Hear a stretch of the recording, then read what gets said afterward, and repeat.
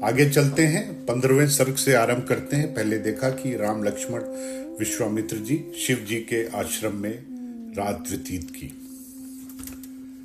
15वां सर्ग, ताटका वध की प्रेरणा।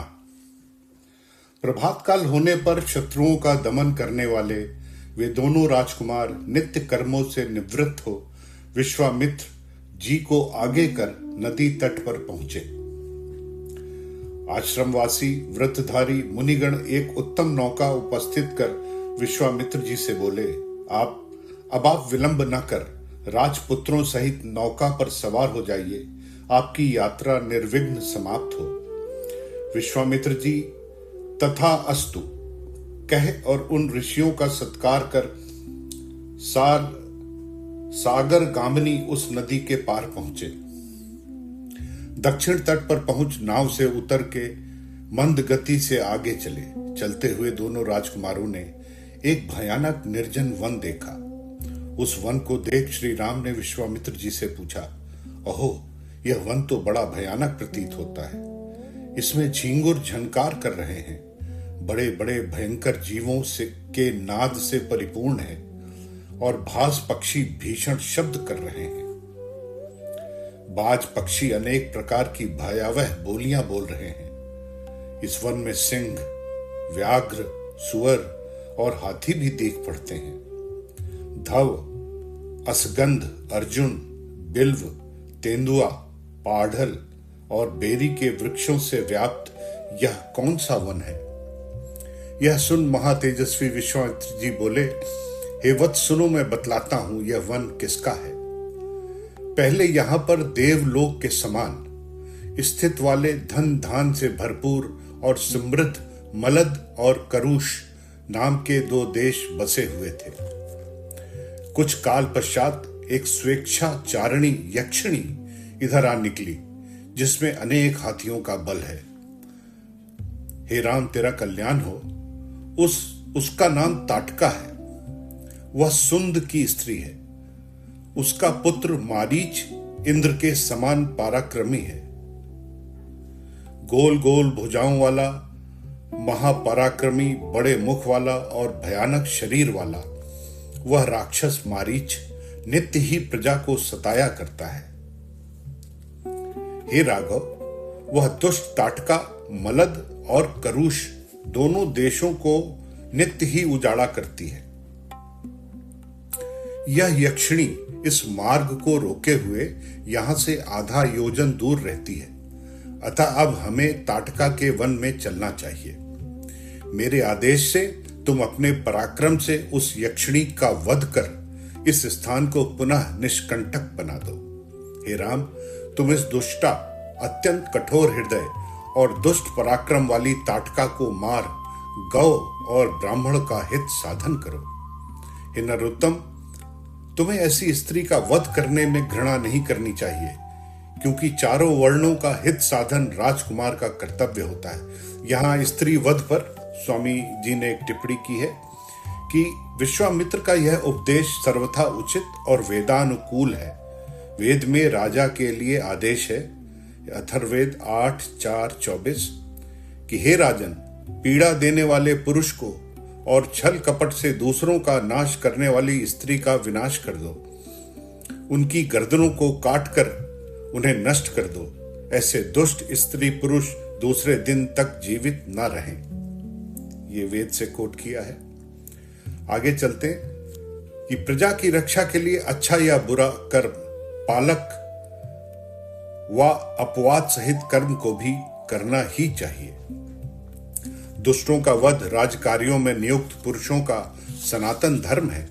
हे राम, यह ताटका अधर्मणी है, अतः इसे मार डालो। हे नृप, सुनते हैं कि पूर्व काल में इंद्र ने प्रजा को सताने वाली विरोचन की पुत्री मंथरा का वध किया था।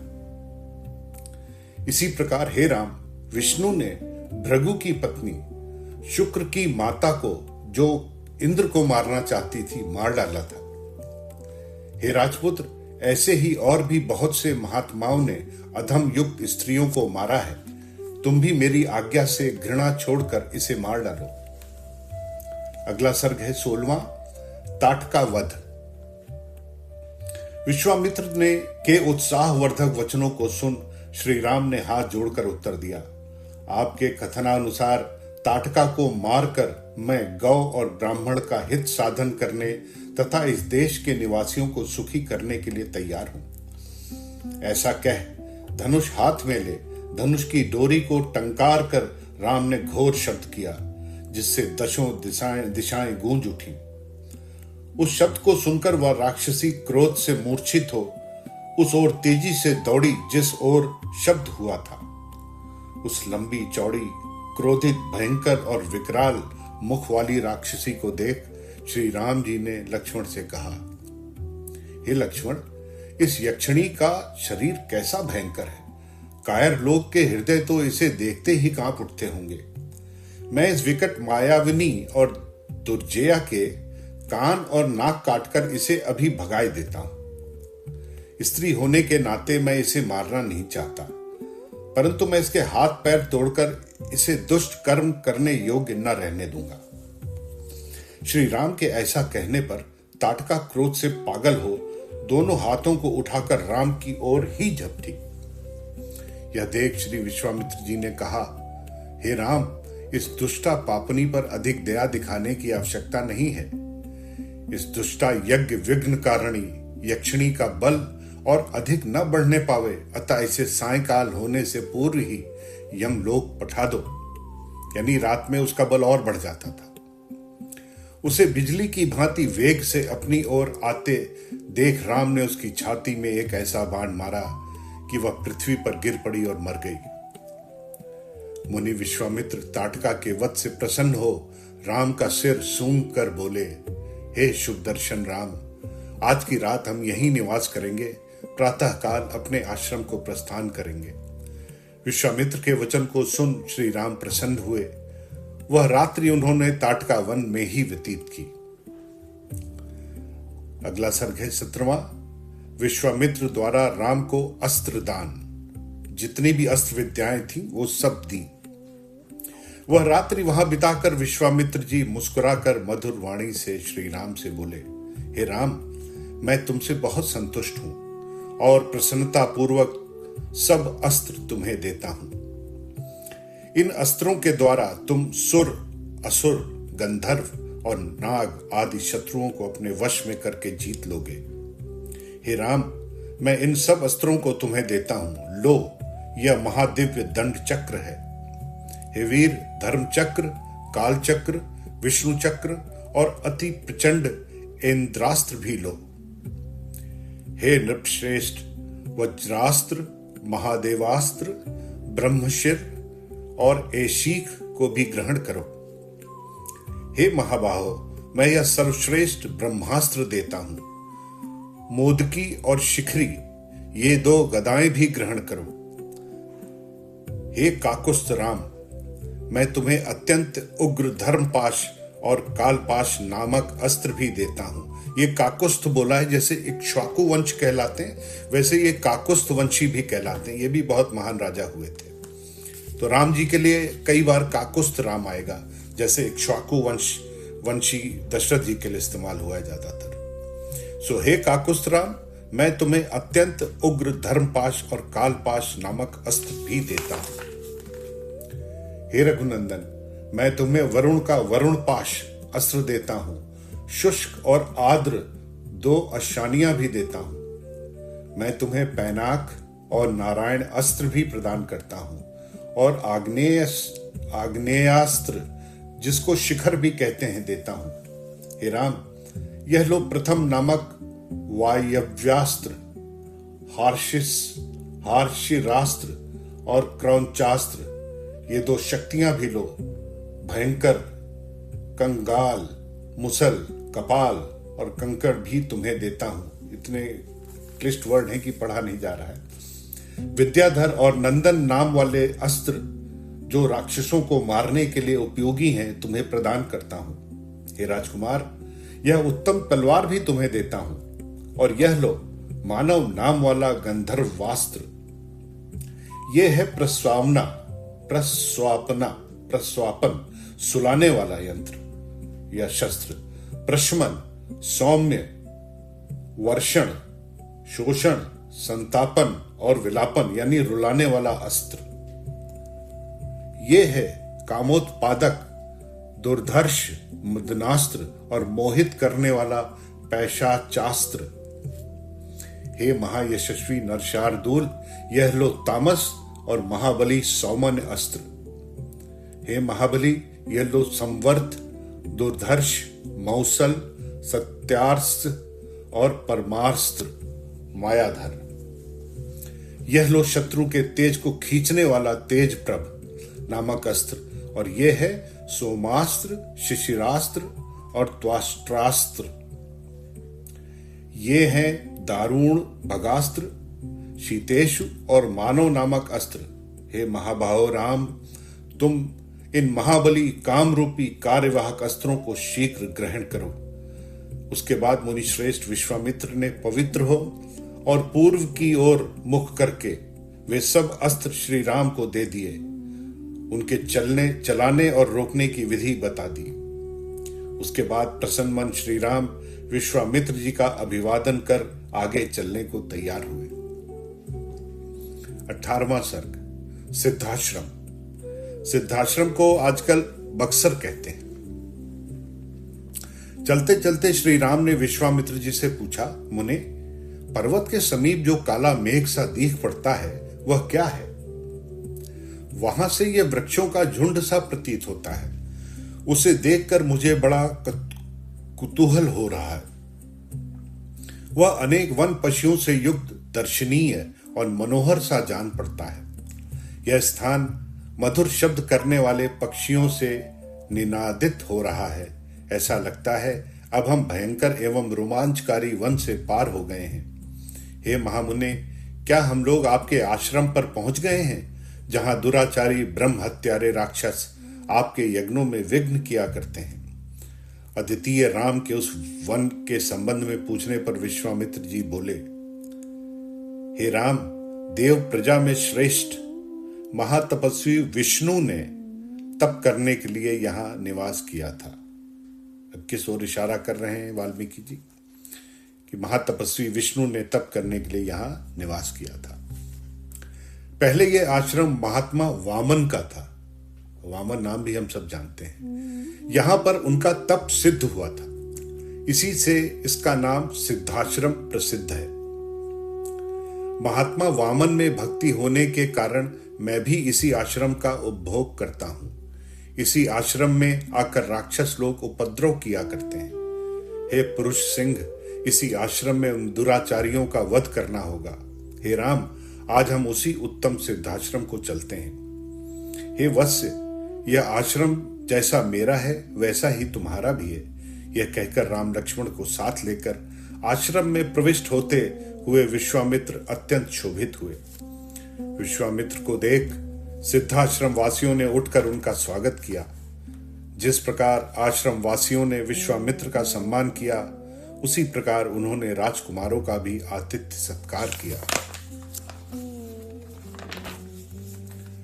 थोड़ी देर विश्राम कर शत्रुहंता, शत्रुओं का अंत करने वाले दोनों राजकुमारों ने हाथ जोड़कर विश्वामित्र जी से कहा, आपका मंगल हो। आप आज ही यज्ञ आरंभ कर दीजिए। यह सिद्ध आश्रम है, इसका नाम सार्थक हो और आपका वचन सत्य हो। यह सुन महातेजस्वी ऋषिवर विश्वामित्र ने नियम पूर्वक जितेंद्रिय हो दीक्षा में प्रवेश किया, यानी यज्ञ का आरंभ किया। दोनों राजकुमारों ने सावधानता पूर्वक रात्रि व्यतीत की। प्रातः होते ही दोनों राजकुमारों ने उठकर संध्या की। उसके बाद नियमानुसार आचमन पूर्वक पवित्र होकर गायत्री मंत्र का जप किया। फिर अग्निहोत्र करके आसन पर विराजमान विश्वामित्र जी को प्रणाम किया। अगला सर्ग है मारीच और सुबाहु राक्षसों का पराभव। दैनिक कर्तव्यों से निवृत्त हो देश काल को जानने वाले शत्रुहंता दोनों राजकुमार देश काल का विचार कर विश्वामित्र जी से बोले, हे भगवान, हम यह जानना चाहते हैं कि उन दोनों राक्षसों से किस समय रक्षा करनी है। हे ब्रह्मन, कहीं ऐसा न हो कि वो समय ही बीत जाए। इस प्रकार कहते हुए युद्ध के लिए शीघ्रता करते हुए उन दोनों राजकुमारों की प्रशंसा कर आश्रम निवासी मुनियों ने कहा, हे राजकुमारों, आप 6 दिन तक यज्ञ की रक्षा करें।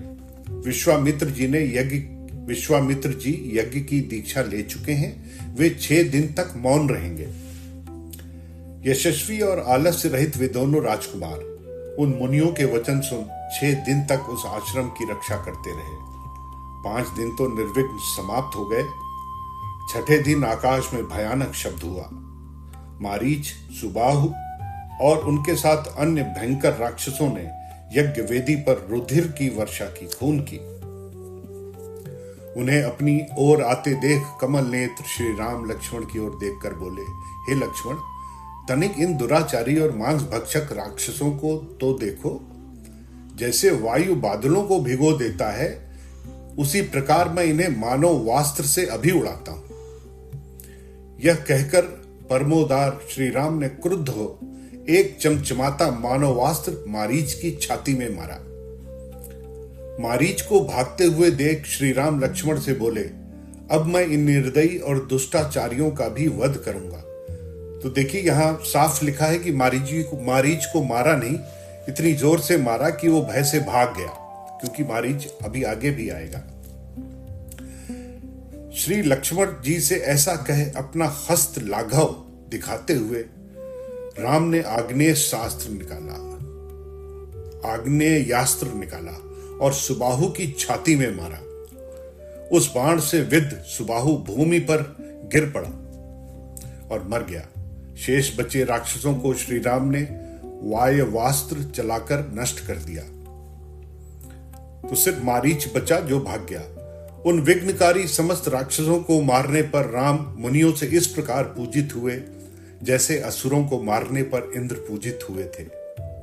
यज्ञ के निर्विघ्न समाप्त होने पर महर्षि विश्वामित्र दशों दिशाओं को उपद्रव रहित देख श्री राम से बोले, हे महाबाहो, मैं कृतार्थ हुआ। तुमने गुरु आज्ञा का अच्छी प्रकार पालन किया है। हे यशस्विन राम, तुमने सचमुच इस आश्रम का नाम सिद्धाश्रम चरितार्थ कर दिया। इस प्रकार राम की प्रशंसा कर मुनि विश्वामित्र दोनों राजकुमारों के साथ संध्या करने लगे। 20वां सर्ग, मिथिला को प्रस्थान। जहां राजा जनक और सीता जी थी, मिथिला को प्रस्थान। वीरवर एवं प्रसन्नचित्त राम लक्ष्मण ने विश्वामित्र जी का कार्य पूर्ण कर रात्रि को आनंद पूर्वक उसी आश्रम में शयन किया। प्रातःकाल संध्या आदि कर्मों से निवृत्त हो वे दोनों विश्वामित्र जी तथा अन्य ऋषियों के पास गए। अग्नि के समान देदीप्तमान मुनि को प्रणाम कर मधुरभाषी राम और लक्ष्मण मधुर वचन बोले, हे मुनि शार्दूल, हम दोनों आपके दास उपस्थित हैं। आज्ञा दीजिए, हम आपकी क्या सेवा करें। उन दोनों राजकुमारों के ऐसा कहने पर विश्वामित्र जी को आगे करके सब महर्षि बोले, हे नरश्रेष्ठ, धर्मिष्ठ मिथिलाधिपति जनक के यहाँ एक बड़ा यज्ञ हो रहा है। हम सब लोग वहां जा रहे हैं। हे नरशार्दूल, आप हमारे साथ चलेंगे। वहां चलने पर आप एक अद्भुत और श्रेष्ठ धनुष देख सकेंगे।